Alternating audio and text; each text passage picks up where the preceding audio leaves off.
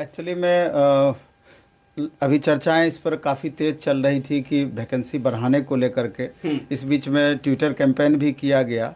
लगा कि may be कि इस पर अमल हो सकती है, लेकिन इस पर कुछ भी अमल नहीं हुआ। 32,438 वैकेंसी, वो समझिए ऊँट के मुंह में जीरा की फोरन वाली बात हो गई कि आप 6 साल के बाद वैकेंसी दे रहे हैं। लगभग छठा साल है। बिल्कुल बिल्कुल। और इतनी कम संख्या में वैकेंसी है, और उस पर से भी छात्रों को आपस में ही आपने लड़ा दिया है।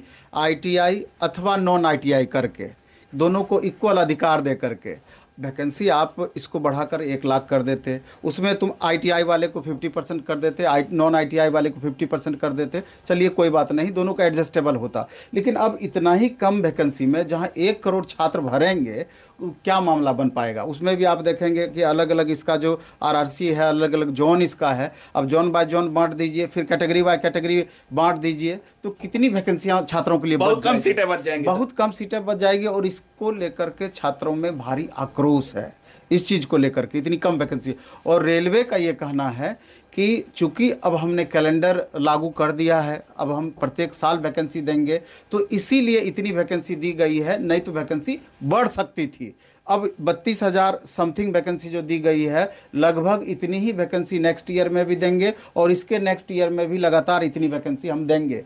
तो अभी तो पहले वैकेंसी आप दिए हैं, इतनी वैकेंसी किस आधार पर आप पर बच्चे विश्वास करें? 6 साल के बाद वैकेंसी दी है, एक बार आप बढ़ा करके देते, 6 साल का वैकेंसी स्टोर करके, उसके बाद आप इस चीज़ को इंप्लीमेंट करते। मांग तो यही थी सर, निश्चित रूप से यही मांग थी, और इसको लेकर के आक्रोशित होना छात्रों का स्वाभाविक है।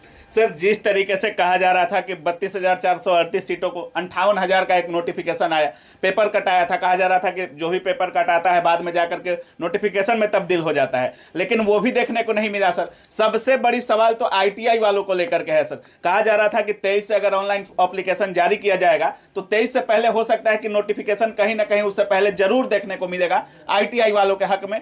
थोड़ा बहुत तो उनके हक में 20%, 30%, 50% तक बात कर रहे थे आईटीआई वाले की, कम से कम 50% हमारा कर दीजिए। 20% भी सीटें आईटीआई वालों को नहीं रिजर्व की गई है। उसमें भी आप देखेंगे कि इसमें अप्रेंटिसशिप वालों के लिए भी 20% सीट रिजर्व है। अब 20% सीट आपका अप्रेंटिसशिप वालों के पास ही चला जाएगा। हाँ। तो ओवरऑल वैकेंसियां कितनी बच जाएगी? भारी चिंता का ये विषय है।